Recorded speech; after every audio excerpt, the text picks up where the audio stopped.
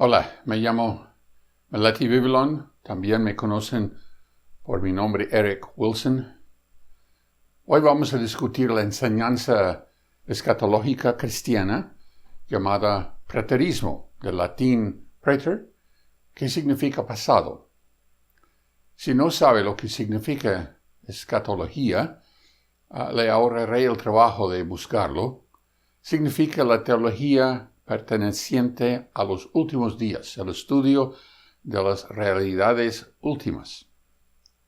El preterismo es la creencia de que todas las profecías pertinentes a los últimos días ya han sucedido. El preterista cree que las profecías del libro de Daniel se cumplieron en el primer siglo. Cree lo mismo con respecto a las palabras de Jesús en Mateo 24. Incluso cree que la revelación o el Apocalipsis a Juan tuvo su cumplimiento completo en el primer siglo. ¿Puede usted imaginar los problemas que esto plantea para un preterista? Porque un número significativo de estas profecías requieren algunas interpretaciones bastante ingeniosas para que funcionen como si ya se hubiesen cumplido. Por ejemplo, veamos la siguiente profecía. Volvieron a la vida y reinaron con Cristo por 1000 años. Los demás muertos no volvieron a la vida hasta que se cumplieron los 1000 años. Esta es la primera resurrección. Bienaventurado y santo es el que tiene parte en la primera resurrección. La muerte segunda no tiene poder sobre estos, sino que serán sacerdotes de Dios y de Cristo y reinarán con él por 1000 años. Revelación 20, 4 al 6 de la Biblia de las Américas.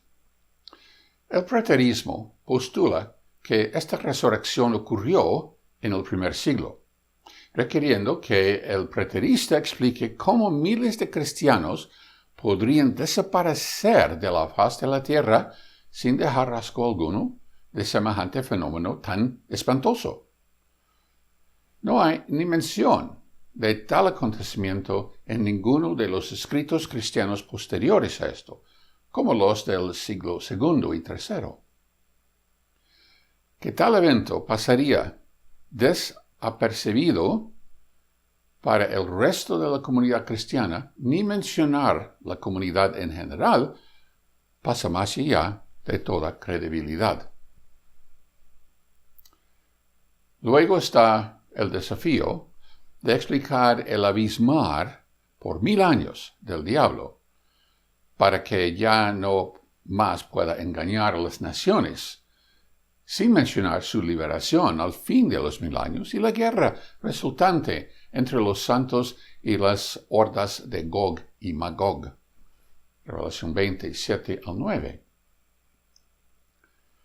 A pesar de tales desafíos, muchos apoyan esta teoría, incluso varios ex-testigos de Jehová. ¿Será que buscan distanciarse de la escatología fallida de 1914 de la organización? Es realmente importante lo que creemos acerca de los últimos días. Hoy en día, muchos piensan que no importa lo que uno cree con tal que todos mostramos amor el uno al otro. Estoy de acuerdo en que hay varios pasajes en la Biblia donde actualmente es imposible llegar a un entendimiento definitivo. Muchos de estos se encuentran en el libro de Apocalipsis. Además, dejando atrás el dogmatismo de la organización, no queremos crear nuestro propio dogma. Sin embargo, contrariamente a la idea de un buffet doctrinal, Jesús dijo que la hora viene, y ahora es, cuando los verdaderos adoradores adorarán al Padre en espíritu y en verdad. Juan 4:23. Además, Pablo advirtió acerca de los que se pierden porque no recibieron el amor de la verdad para ser salvos. 2 Tesalonicenses 2:10. Hacemos bien en no minimizar la importancia de la verdad. Claro, puede ser un desafío distinguir la verdad de la ficción, hecho bíblico de la especulación de los hombres. Aún así, eso no debería desanimarnos. Nadie dijo que sería fácil, pero la recompensa al final de esta lucha es increíblemente grande y justifica cualquier esfuerzo que hagamos. Es el esfuerzo que el Padre recompensa y debido a ello, derrama su Espíritu sobre nosotros para guiarnos a toda la verdad. ¿Es verdadera la teología preterista? Es importante saber eso, o califica esto como una de esas áreas donde podemos tener ideas diferentes sin dañar nuestra adoración cristiana. Mi opinión personal es que sí importa mucho determinar si esta teología es verdadera o no.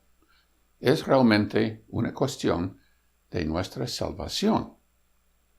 ¿Por qué pienso así? Bueno, considere esta escritura. Salgan de ella, pueblo mío, para que no participen de sus pecados y para que no reciban de sus plagas. Apocalipsis 18, 4, Nueva Biblia Latinoamericana. Si esa profecía se cumplió en el 70 Era Común, entonces no debemos prestar atención a esta advertencia. No nos aplica. Esa es la visión preterista. Pero, ¿qué tal si están errados? Entonces, aquellos que promueven el preterismo están induciendo a los discípulos de Jesús a ignorar esta advertencia de salvavidas. De esto puede ver que aceptar una visión preterista no es una simple elección académica, bien podría ser una cuestión de vida o muerte. ¿Hay alguna manera de determinar si esta teología es verdadera o falsa sin entrar en argumentos intricados sobre la interpretación? De hecho, lo hay. Para que el preterismo sea cierto, el libro de Apocalipsis debe haber sido escrito antes de 70 Era Común. Muchos preteristas postulan que fue escrito después del asedio inicial de Jerusalén en el 66 Era Común, pero antes de su destrucción en el 70 Era Común. Apocalipsis contiene una serie de visiones que representan eventos futuros. La revelación de Jesucristo que Dios le dio para mostrar a sus siervos las cosas que deben suceder pronto, y la dio a conocer enviándola por medio de su ángel a su siervo Juan. Revelación 1:1. Entonces, si fue escrito después del 70 Era Común, difícilmente podría ser aplicable a la destrucción de Jerusalén. Por lo tanto, si podemos determinar que fue escrito después de esa fecha, entonces no tenemos que ir más allá. Y podemos descartar la visión preterista como otro ejemplo de razonamiento fallido exegético. La mayoría de los eruditos de la Biblia fechan la escritura de Apocalipsis unos 25 años después de la destrucción de Jerusalén, fijándolo en el 95 o 96 Era Común. Eso negaría cualquier interpretación preterista. Pero es esta datación precisa en que se basa. Veamos si podemos establecer eso. El apóstol Pablo le dijo a los corintios: por boca de 2 o de 3 testigos, toda palabra será establecida. 1 Corintios 3:1, Reina Valera Gómez. ¿Es que hay varios testigos que pueden dar respaldo a esta datación? Bueno, el primer testigo, Ireneo, era un alumno de Policarpo, quien a su vez era alumno del apóstol Juan. Bien, él fecha el Apocalipsis hacia el final del reinado del emperador Tito Flavio Domiciano, conocido como Domiciano solamente, quien gobernó el Imperio Romano del 81 al 96 Era Común. Segundo testigo, Clemente de Alejandría, de 155 a 215 era común, escribe que el apóstol Juan dejó la isla de Patmos donde fue encarcelado después de que el emperador Domiciano murió, el 18 de septiembre de 96 era común. En este contexto, Clemente se refiere al apóstol Juan como un hombre viejo, algo que habría sido inapropiado para una escritura anterior a 70 era común, dado que el apóstol Juan era uno de los apóstoles más jóvenes, y por lo tanto solo habría sido un hombre de mediana edad al momento de la caída de Jerusalén.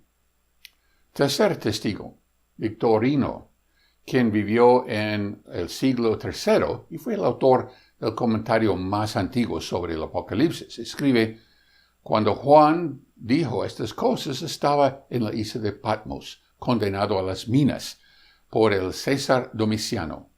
Ahí vio el Apocalipsis y cuando por fin envejeció, pensó que debería recibir su liberación por el sufrimiento.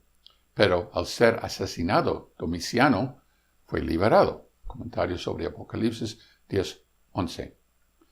Cuarto testigo, finalmente, Jerónimo, 340 al 420 era común, escribió: en el 14º año, entonces, después de Nerón, Domiciano había levantado una segunda persecución. Él, Juan, fue desterrado a la isla de Patmos y escribió el Apocalipsis, vida de hombres ilustres, 9. Tenemos 4 testigos, por lo tanto, el asunto parece estar firmemente establecido a partir de la evidencia externa que Apocalipsis fue escrito en el 95 o 96 era común. Que en cuanto a evidencia interna, o sea, evidencia proveniente del mismo libro de Apocalipsis. Primer prueba. En Apocalipsis 2:2, el Señor le dice a la congregación de Éfeso: conozco tus obras, tu fatiga y tu perseverancia. En el segundo versículo, la elogia porque tienes perseverancia y has sufrido por mi nombre y no has desmayado. Sin embargo, la reprimenda al decir: pero tengo esto contra ti, que has dejado tu primer amor. Revelación 2, del 2 al 4. El emperador Claudio reinó entre 41 y 54 era común, y fue así la última parte de su reinado que Pablo fundó la congregación en Éfeso. Además, cuando estaba en Roma, en el 61 era común, los felicita por su amor y fe. Por esta razón también yo, habiendo oído de la fe en el Señor Jesús que hay entre vosotros y de vuestro amor por todos los santos, Efesios 1:15. La reprensión que Jesús les da solo tiene sentido si ha pasado un tiempo significativo. Esto no funciona si solo ha pasado un puñado de años desde el elogio de Pablo hasta la condena de Jesús. Segunda prueba. Según Apocalipsis 1:9, Juan fue encarcelado en la isla de Patmos. El emperador Domiciano favoreció este tipo de persecución. Sin embargo, Nerón, quien gobernó del 37 al 68 era común, prefirió la ejecución, la cual les sucedió a Pedro y Pablo. Tercera prueba. En Apocalipsis 3:17 se nos dice que la congregación en la Odisea era muy rica y no necesitaba nada. Sin embargo, si aceptamos que esto fue escrito antes del 70 era común, como alegan los preteristas, ¿cómo podemos explicar tal riqueza, dado que la ciudad fue destruida casi totalmente por un terremoto en el 61 era común? Parece razonable creer que podrían pasar de la devastación total a vasta riqueza en solo 6 a 8 años. Cuarta prueba. Las cartas de Segundo de Pedro y Judas se escribieron justo antes del primer asedio de la ciudad de Jerusalén. Alrededor del año 65 era común. Ambos hablan de una influencia incipiente y corruptora que acaba de llegar a la congregación. En el momento de la revelación, Esta se ha convertido en la secta de Nicolás, algo que lógicamente no podría haber ocurrido en solo un par de años. Revelación 2, 6 y 15. Quinta prueba. A fines del primer siglo, la persecución de los cristianos estaba muy extendida en todo el imperio. Apocalipsis 2, 13 hace referencia a un Antipas, quien fue asesinado en Pérgamo. Sin embargo, la persecución de Nerón se limitó a Roma, y no fue por razones religiosas.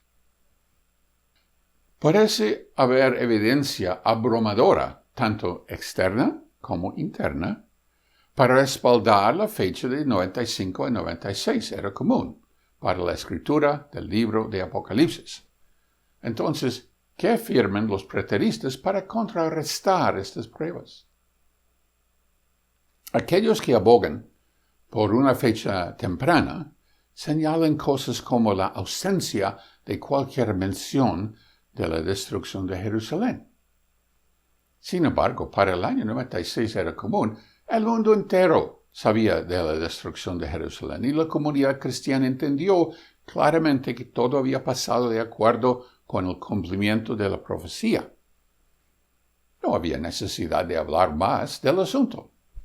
Además, tenemos que tener en cuenta que Juan no estaba escribiendo una carta ni un evangelio, como los otros escritores de la Biblia, como Santiago, Pablo y Pedro. Actuaba más como secretario, tomando dictados. Le dijeron que escribiera lo que vio. 11 veces se le dan instrucciones específicas para escribir lo que estaba viendo y escuchando. Lo que ves, escríbelo en un rollo, Revelación 1:11. Por lo tanto, escribe las cosas que viste, 1:19. Y al ángel de la congregación que está en Esmira, escribe, 2:8. Y al ángel de la congregación que está en Pérgamo, escribe, 2:12. Y al ángel de la congregación que está en Tiatira, escribe, 2:18. Y al ángel de la congregación que está en Sardis, escribe, 3:1. Y al ángel de la congregación que está en Filadelfia, escribe, 3:7. Y al ángel de la congregación que está en Laodicea, escribe, 3:14. Y oí una voz procedente del cielo decir, escribe, felices son los muertos que mueren en unión con el Señor desde este tiempo en adelante. Revelación 14:13. Y él me dice, escribe, felices son los invitados a la cena de las bodas del Cordero. Revelación 19:9. Escribe, porque estas cosas son fieles y verdaderas. Revelación 21:5. Entonces, realmente debemos pensar que al ver tal manifestación de dirección divina, Juan va a decir, oye, Señor, creo que sería bueno mencionar algo sobre la destrucción de Jerusalén que sucedió hace 25 años. ¿No le parece? ¿Sabes? Por el bien de la posteridad. Entonces, la ausencia de cualquier mención de eventos históricos no significa nada. No es prueba de nada. Al fin y al cabo, el Apocalipsis no es un libro de relatos históricos, sino de eventos futuros.